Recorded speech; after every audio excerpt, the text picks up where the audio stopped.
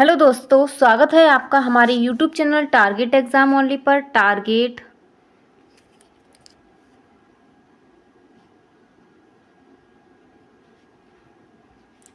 Exam only पर। और और उम्मीद है आप सभी बहुत ही अच्छे होंगे। ठीक है, तो आपको पता ही है हम यहाँ पर यूपी डीएलएड फर्स्ट सेमेस्टर वाले बच्चों के लिए प्रशिक्षु बैच लेके आए हुए हैं। क्या लाए हैं? प्रशिक्षु बैच लेके आए हैं। और ये बैच आपके लिए एकदम से निःशुल्क लाया गया है और यहाँ पर सारी क्लासेस सब कुछ आपको जो है फ्री प्रोवाइड कराया जाएगा। ठीक है, तो जल्द से जल्द हमारे YouTube channel target exam only say जुड़ जाइए और अपनी डीएलएड की बहुत अच्छे से प्रिपरेशन करिए ताकि आपको डीएलएड में एक अच्छा स्कोर प्राप्त हो सके। ठीक है, तो यहाँ पर एक बार हम अपना जो है टाइम टेबल शेड्यूल देख लेते हैं। वैसे तो सभी को पता है, जो बच्चा नया जुड़ा है उसे बताना ज़रूरी होता है। ठीक है, तो यहाँ पर हम हिंदी जो है कंप्लीट कर चुके हैं, हिंदी का सिलेबस। और यहाँ पर मैंने हिंदी में आपके लिए क्या है प्रीवियस ईयर पेपर लेके आई हूँ, तो वहाँ पर आप जाकर देख सकते हैं प्रीवियस ईयर पेपर को। ठीक है, 2 मैंने प्रीवियस ईयर पेपर करा चुकी हूँ आपके लिए।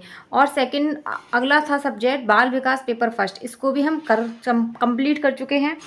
बाल विकास पेपर फर्स्ट इसको भी हम कंप्लीट कर चुके हैं। अब जल्दी मैं इसके भी प्रीवियस ईयर पेपर सॉल्यूशन कराऊंगी। ठीक है, और अभी हम जो कर रहे हैं वो हम कर रहे हैं EDU 2 पेपर सेकंड कर रहे हैं। लगभग इसका भी कोर्स कंप्लीट हो गया। आज ये एक क्लास आज होगी, एक क्लास और हो जाएगी। ठीक है, इसके बाद हमारा जो है EDU 2 पेपर सेकंड का भी सिलेबस कंप्लीट हो जाएगा। ठीक है, उसके बाद हम इसमें भी प्रैक्टिस सेशन चलाएंगे और वहाँ पर आप जुड़े रहिए।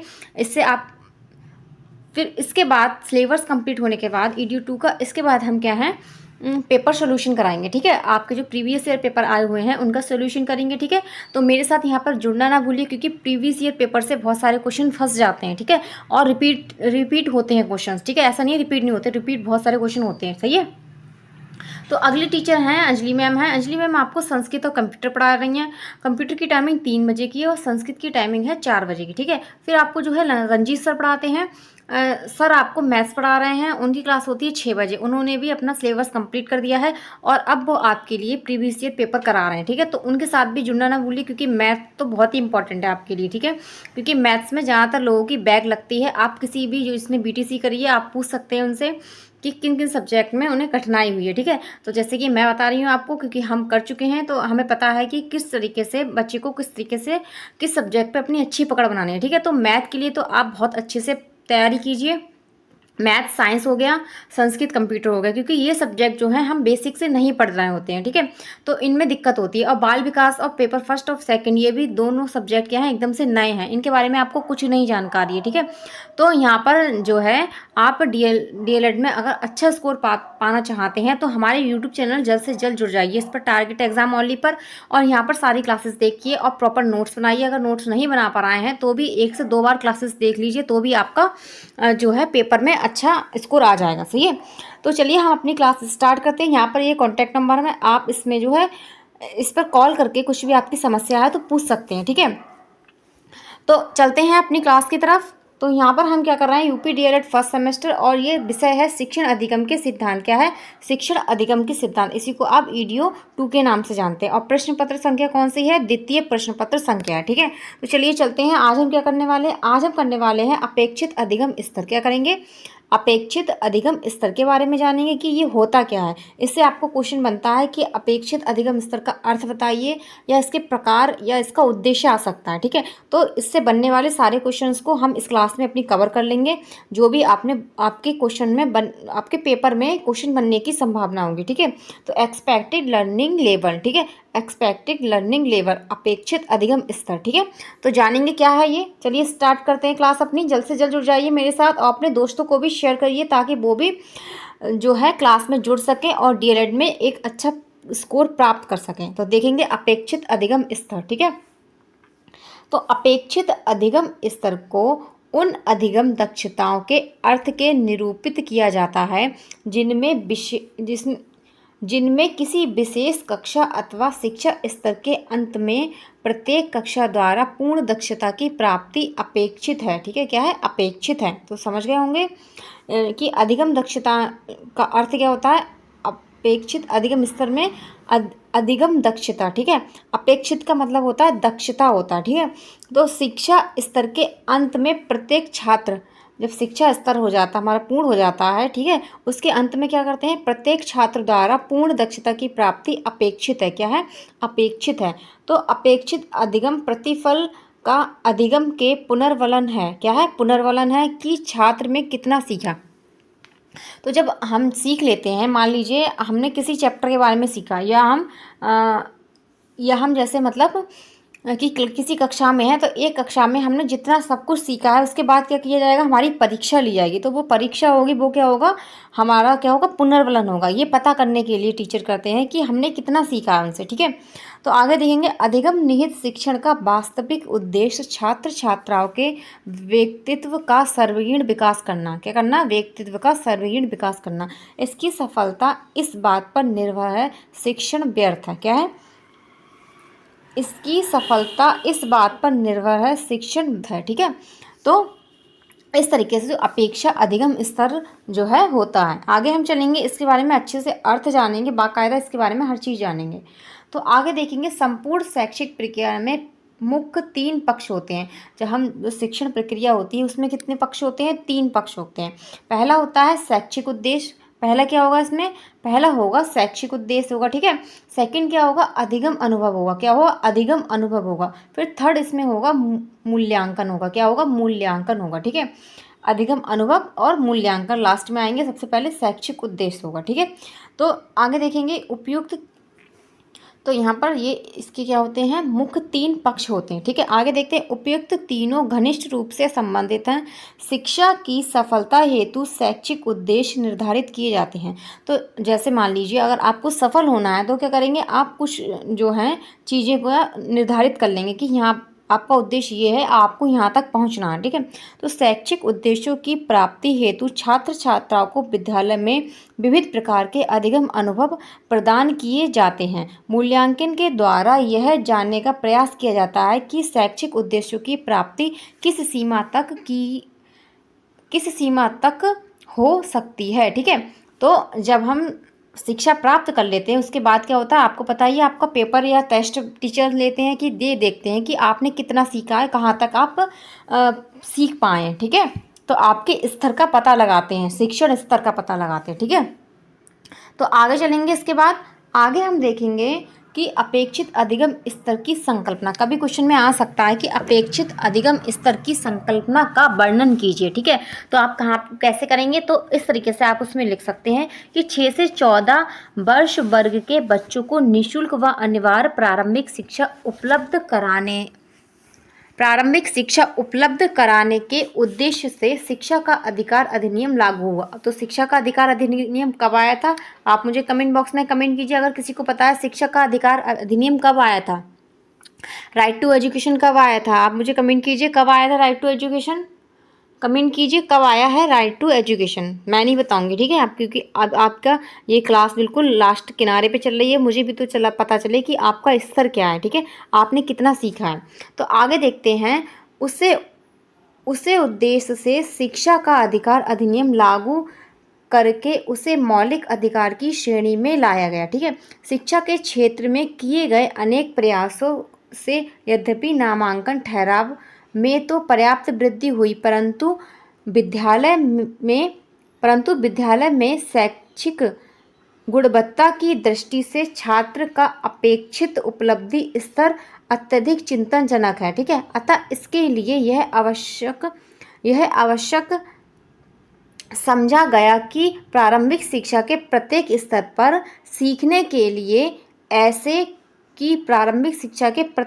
पर सीखने के कुछ ऐसे स्तर या दक्षताएं निर्धारित किए जाएं जिन्हें प्रत्येक बच्चे उस स्तर तक अवश्य जाने और सीखें व समझें, ठीक है। तो कुछ चीज़ों का इस तरीके से निर्धारण किया गया कि जो बनाया गया था कि निःशुल्क शिक्षा सभी को देनी है 6 से 14 वर्ष तक के बच्चे को, लेकिन जब उनका ठहराव और नामांकन में तो वृद्धि हो गई, लेकिन उनका स्तर जो था वो डाउन ही रहा, ठीक है, उनका स्तर नहीं उठा। इसी के लिए अपेक्षित अधिगम जो स्तर है इसको लाया गया था, ठीक है। तो बच्चों इससे क्या हुआ, स्तर तक अवश्य जाने समझ सकें, ठीक है, जिस स्तर तक उनके लिए क्या है, दक्षता प्राप्त करना, ठीक है। तो आगे चलते हैं और देखेंगे अपेक्षित अधिगम स्तर की संकल्पना के बारे में। ठीक है, तो यहाँ पर दिया है, इसी परिप्रेक्ष्य में राष्ट्रीय शिक्षा नीति 1986 में इस बात पर बल दिया गया कि कोई बच्चा चाहे गांव में पढ़े या शहर में पढ़े, विद्यालय में पढ़े अथवा अनौपचारिक शिक्षा केंद्र में पढ़े, सरकारी विद्यालय में शिक्षा पाए या गैर सरकारी में पाए, सभी के लिए निरंतर जानना और समझना जरूरी है, इसका भी निर्धारण कर लिया जाए। ठीक है, तो ये सभी के लिए क्या है, ये जो है लाया गया था सभी स्कूलों के लिए, अर्थात स्कूली शिक्षा के प्रत्येक स्तर के लिए सीखने के न्यूनतम स्तर, कौन से न्यूनतम स्तर निर्धारित किए जाएं, जिससे सभी छात्र निर्धारित दक्षताओं को प्राप्त कर सकें। इसे न्यूनतम अधिगम स्तर क्या कहते हैं, इसे न्यूनतम अधिगम स्तर। ठीक है, मिनिमम लेवल ऑफ लर्निंग। ठीक है, मिनिमम लेवल ऑफ लर्निंग आपसे पूछा जा सकता है कि न्यूनतम अधिगम स्तर क्या है। ठीक है, तो यहाँ पर आपको इसको ध्यान से देखना है। इसे न्यूनतम अधिगम स्तर कहा गया। ठीक है, किसको कहा गया, जो ये 1986 में जो लाया गया था कि बच्चे चाहे शहर में पढ़ें, चाहे गांव में हो, चाहे औपचारिक शिक्षा पढ़ें, चाहे अनौपचारिक शिक्षा लें, कैसी भी शिक्षा लें, सभी के लिए कि जितना जानना और समझना जरूरी है, क्या है, जानना और समझना जरूरी है, इसका भी निर्धारण कर दिया गया। ठीक है, तो इस तरीके से ये था। आगे चलते हैं, संशोधित राष्ट्रीय शिक्षा नीति 1992। ठीक है, इसे अनिवार्य अधिगम स्तर, क्या है, अनिवार्य अधिगम स्तर कहा गया। जो पहली शिक्षा नीति हमारी थी 1986 थी, उसमें न्यूनतम अधिगम स्तर को क्या कहा गया,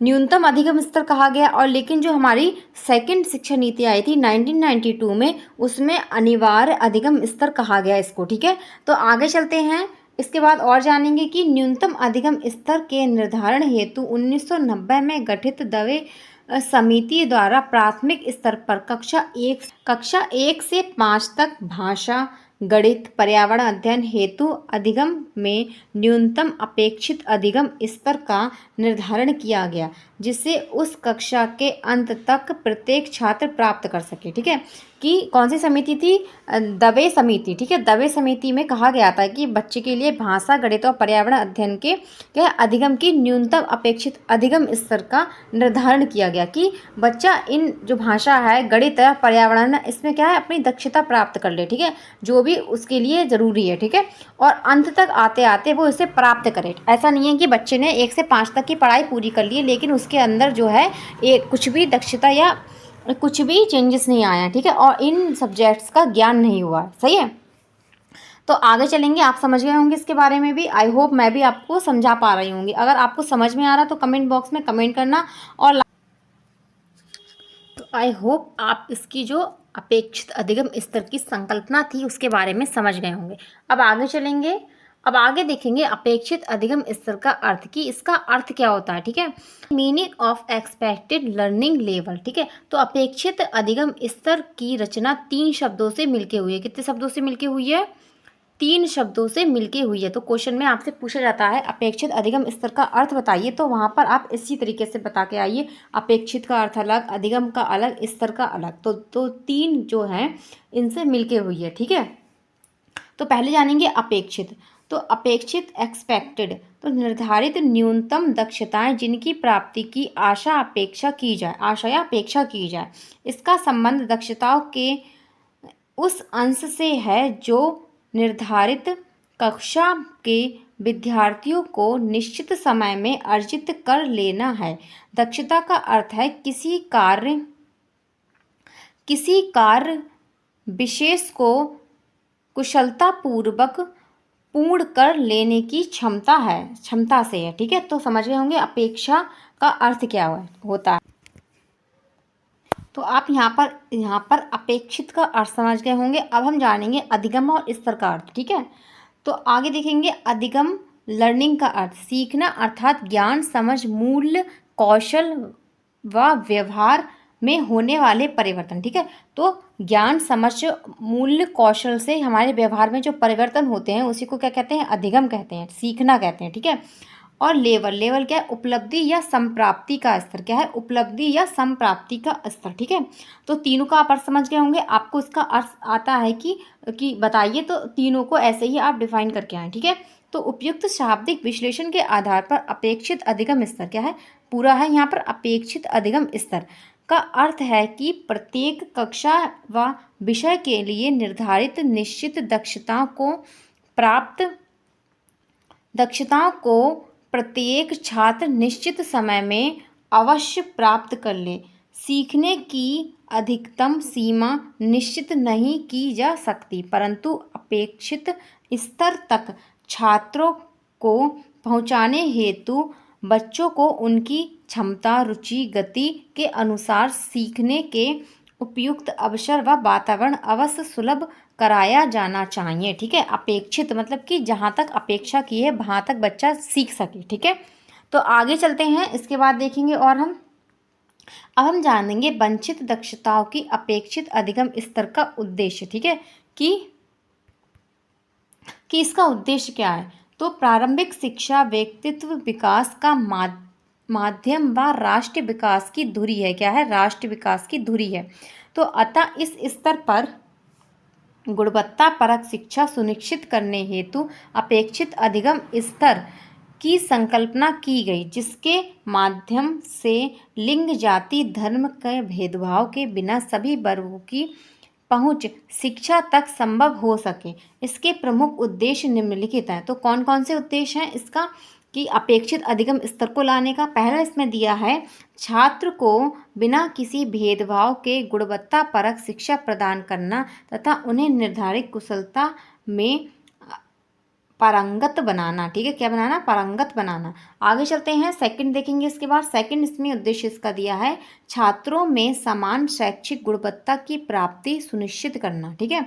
थर्ड इसमें दिया है, विविध छात्रों की उपलब्धि स्तर की विषमताओं को समाप्त करना, ठीक है। फोर्थ इसमें दिया है, अध्यापक के लिए स्पष्ट लक्ष्य निर्धारित करके उनके कार्य को दिशा प्रदान करना, अर्थात उसका कार्य छात्रों को निर्धारित योग्यताओं के स्तर पर पहुंचाना, ठीक है, ना कि सिर्फ पाठ्यक्रम को पूर्ण करना। हमें ऐसा नहीं करना है कि केवल पाठ्यक्रम को पूर्ण करना है, हमें बच्चे को ऐसी शिक्षा देनी है,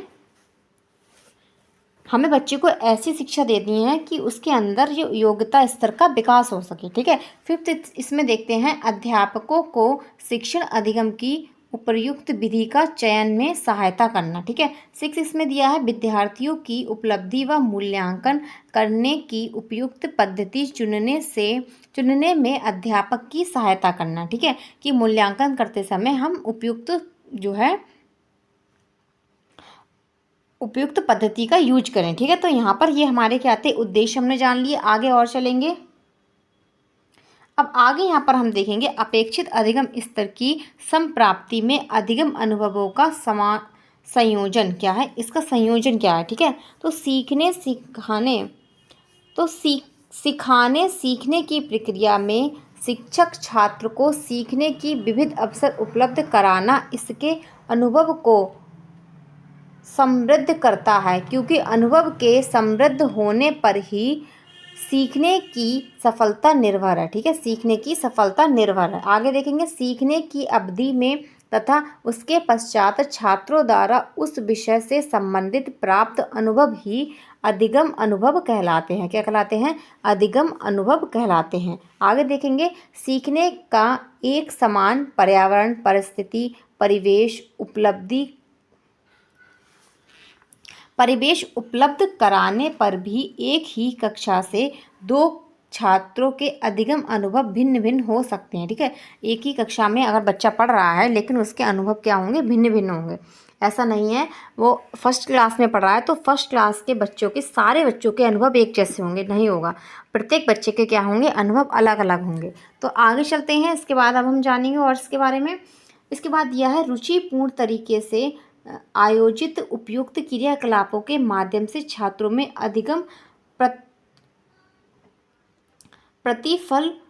रुचिपूर्ण तरीके से आयोजित उपयुक्त क्रियाकलाप के माध्यम से छात्र में क्या है, अधिगम प्रतिफल के रूप में ज्ञान, बोध, अनुप्रयोग, कुशलताओं, रुचियों, मनोवृत्तियों तथा आदेशों का विकास होता है। अपेक्षित अधिगम स्तर के अंतर्गत कक्षावार विषयवार निर्धारित दक्षताओं में छात्रों को कुशल बनाने के लिए क्या है, शिक्षक को ऐसे उपाय तौर तरीके अपनाना चाहिए। ठीक है, तो हमें ऐसे अगर हम बच्चों को पढ़ा रहे हैं तो बहुत सारी हमें क्या है, क्रियाकलापों का यूज करना चाहिए। ठीक है, नई नई तरीके से बच्चों को, नए नए मेथड से बच्चों को पढ़ाना चाहिए, सिखाना चाहिए। ठीक है, और उन्हें ज़्यादा से ज़्यादा क्या है, ऐसे उनके दैनिक जीवन से जोड़ के हमें पढ़ाना चाहिए ताकि बच्चे जो है सीख सकें। ठीक है, और उस ज्ञान को क्या है, अपने अपने अंदर आत्मसात कर सकें। आगे देखते हैं, अपेक्षित स्तर के अंतर्गत कक्षागत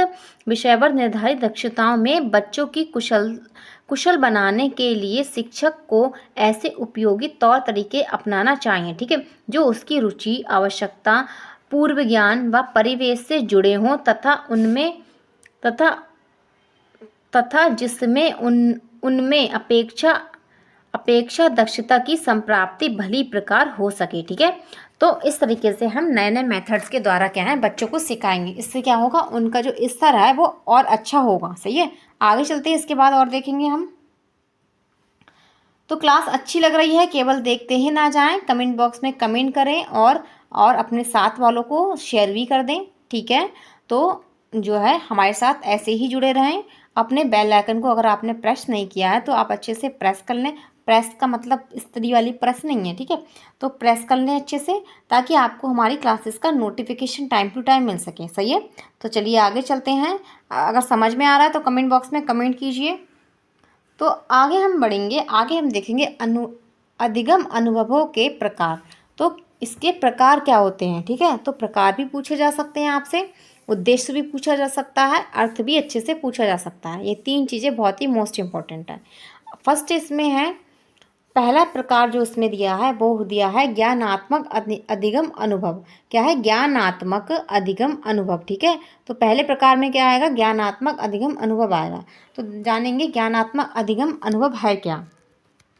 ज्ञानात्मक अनुभव के अंतर्गत उन बातों, तथ्यों का सिखाना शामिल है जिनका संबंध ज्ञान व बोध के साथ साथ मानसिक क्रियाओं से अधिक होता है, जैसा जानना, समझना, चिंता, तर्क, कल्पना, विश्लेषण, पूर्व अनुमान लगाना। ठीक है, ज्ञानात्मक अनुभव का मूल्यांकन उन विभिन्न विषयों में किस किस में होता है, पढ़ना, लिखना, अभ्यास करना, गृह कार्य की जांच व संशोधन, इकाई परीक्षण, मासिक, अर्धमासिक, वार्षिक परीक्षाओं के आयोजन द्वारा किया जाता है। ठीक है, तो ज्ञानात्मक अधिगम अनुभव हम कर सकते हैं। कैसे कर सकते हैं, बच्चों की क्या है, परीक्षा वगैरह लेके और उनको क्या है, गृह कार्य देके कि वो घर से किस तरीके से कार्य करके ला रहे हैं, ये हमारे केस में आते हैं, ज्ञानात्मक अधिगम अनुभव में आते हैं। ठीक है, तो आगे चलेंगे, यहाँ पर इसके बारे में आप चलेंगे। सेकंड देखेंगे,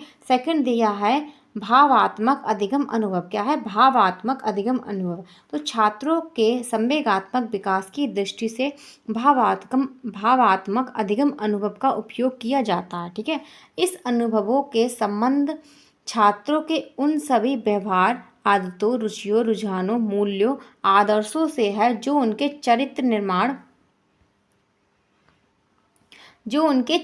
निर्माण व व्यक्तित्व के विकास में विशेष भूमिका निभाते हैं।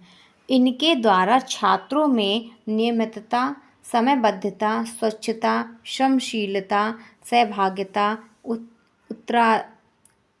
उत्तरदायित्व, अच्छाई तथा देश प्रेम की भावना का विकास होता है। ठीक है, इससे क्या होता है, बच्चे के अंदर इन सारी भावनाओं का क्या होता है, विकास होता है भावात्मक अधिगम अनुभव से। आगे चलते हैं, ये हमारा सेकंड टाइप था। इसका थर्ड टाइप देखेंगे। थर्ड टाइप दिया है क्रियात्मक अधिगम अनुभव। क्या है, क्रियात्मक अधिगम अनुभव। इसमें क्या है, एक्टिविटीज़ वगैरह बच्चों को करा सकते हैं, जैसे पीटी करा दी और बच्चों को क्या है, योगा करा दिया, और बहुत सारी क्रियाकलापें होती हैं जिससे उनकी शारीरिक क्रियाकलाप हो, उनकी मांसपेशियों का विकास हो। ठीक है, इसके अंतर्गत वो भी आएंगी। ठीक है, तो देखते हैं क्या है, क्रियात्मक अधिगम अनुभव छात्रों के शारीरिक व मांसपेशी विकास में सहायता होते हैं, सहायक होते हैं। ये छात्रों के कल्पनात्मक, रचनात्मक, सृजनात्मक, ये क्या करते हैं, बच्चे की कल्पनात्मक, रचनात्मक और सृजनात्मक प्रवृत्ति के जुड़े होते हैं। किससे जुड़े होते हैं, इन प्रवृत्तियों से जुड़े होते हैं। इनमें किसी कार्य के अच्छे तरीके से करने का ढंग, किसी वस्तु का निर्माण का कौशल तथा शारीरिक कार्य में क्या हो सकता है, खेल कूद, पीटी, योगासन और अन्य क्रियाएं भी शामिल हो सकती हैं। उपयुक्त अधिगम अनुभव छात्रों को प्रत्यक्ष व अप्रत्यक्ष रूप से सदैव प्राप्त होते रहते हैं और इन्हीं के आधार पर शिक्षा की प्रक्रिया आगे बढ़ती है।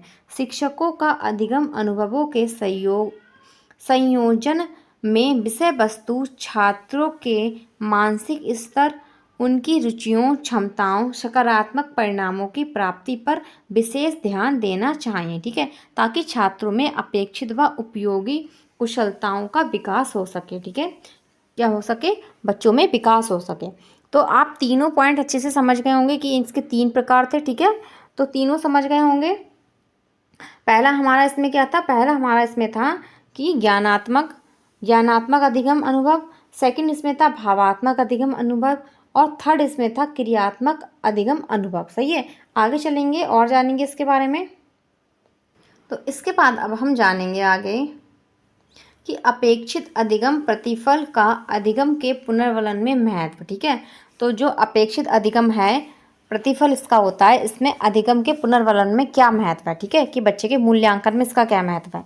तो देखेंगे, शिक्षण अधिगम प्रक्रिया को प्रभावशाली, रुचिकर और सुगम, आनंदयी व अन्य क्रियात्मक बनाने में पुनर्वलन महत्वपूर्ण भूमिका निभाता है। ठीक है, क्या है, महत्वपूर्ण भूमिका ये निभाता है। ठीक है, तो चलेंगे आगे देखेंगे इसके बाद क्या भूमिका निभा रहा है ये।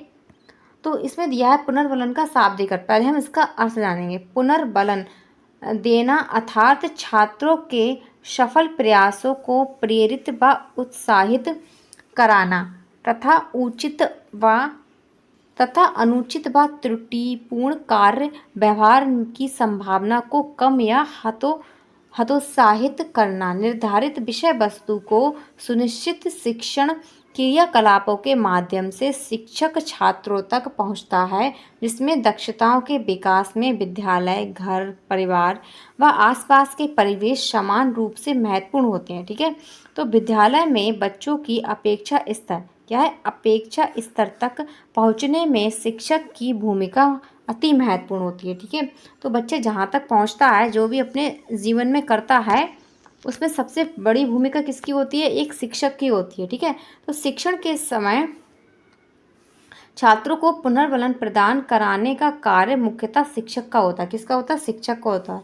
अर्थात शिक्षक को चाहिए कि छात्रों के प्रत्येक सही व प्रशंसनीय कार्य की सराहना सभी के समक्ष करें। ठीक है, जैसे हम बच्चों को, पुनर्बलन क्या होता है, बच्चों को क्या है, अगर वो अच्छा कर रहा है, अच्छी पोएम सुनाई है, कुछ भी अच्छा सुनाया, तो उसके लिए क्लैपिंग करा दी, या हम जो प्रेयर होती है उसमें क्या है, उसमें बच्चों उसको बुला के उसकी तारीफ़ कर दी थोड़ी सी, तो ये क्या होता है, पुनर्वलन होता है। उसके लिए उसकी सराहना करना, उसकी प्रशंसा करना, इसके लिए उसे अधिक से अधिक सकारात्मक पुनर्वलन, क्या है, सकारात्मक पुनर्वलन कौन कौन से होते हैं, शाब्दिक और शाब्दिक होते हैं, का प्रयोग करना चाहिए, जिससे छात्र कक्षा में सक्रिय रहे तथा उसका उत्साहवर्धन होता है। साथ ही उसे नकारात्मक पुनर्वलन का प्रयोग से बचाना भी चाहिए। ठीक है, कि बच्चे को हमें डांटना नहीं चाहिए और कुछ भी उससे अपशब्द ना कहना चाहिए, ताकि उसके अंदर क्या है, नकारात्मक पुनर्वलन का प्रयोग किया जाए। तो इसका प्रयोग बिल्कुल नहीं करना है कक्षा में हमें। सही, तो आगे चलेंगे, समझ गए होंगे पुनर्वलन क्या होता है। ठीक है, कि फीडबैक क्या है। इसके बाद जानेंगे, कक्षा व विषय विशेष के लिए निर्धारित दक्षताओं में छात्रों की उपलब्धि का ज्ञान मूल्यांकन के द्वारा होता है। ठीक है, जो हम मूल्यांकन कर देते हैं, उसी के द्वारा उसकी दक्षता में जो उपलब्धि है, उसका ज्ञान हमें हो जाता है। तो मूल्यांकन सतत होता है। कैसा होता है, मूल्यांकन सतत, व्यापक और व्यवहारिक होता है। क्या होता है, सतत, व्यापक और व्यापारिक होना चाहिए। तो 3 तरीके का मूल्यांकन होता चाहिए। कौन सा होना चाहिए, सतत, तो मूल्यांकन सतत हो,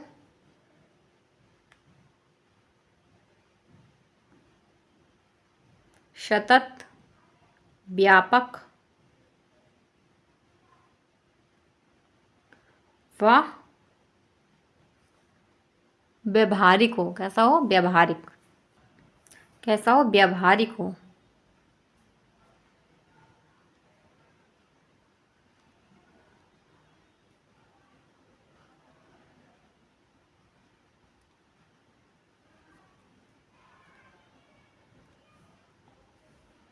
व्यवहारिक होकर हो मूल्यांकन।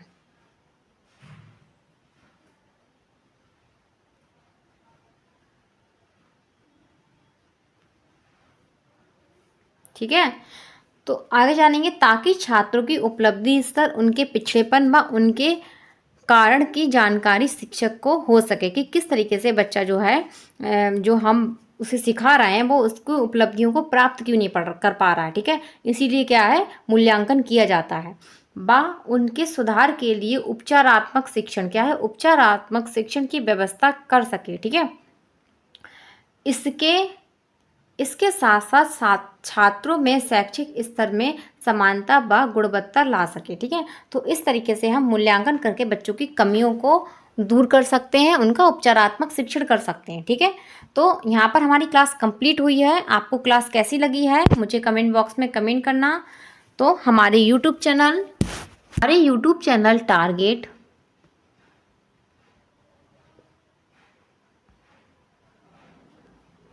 एग्ज़ाम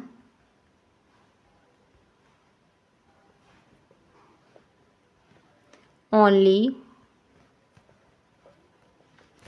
तो हमारे YouTube channel target exam only say ऐसे ही जुड़े रहिए और ऐसे ही अपना प्यार देते रहिए और जो है अपने डीएलएड में एक अच्छा स्कोर लेके आइए। ठीक है, हमें तभी खुशी होगी, हमारा पढ़ा रहा हुआ तभी सफल होगा जब आपकी डीएलएड में बहुत अच्छे स्कोर आपको प्राप्त होंगे। सही है, तो आज हमारी क्लास यहीं पर कंप्लीट होती है।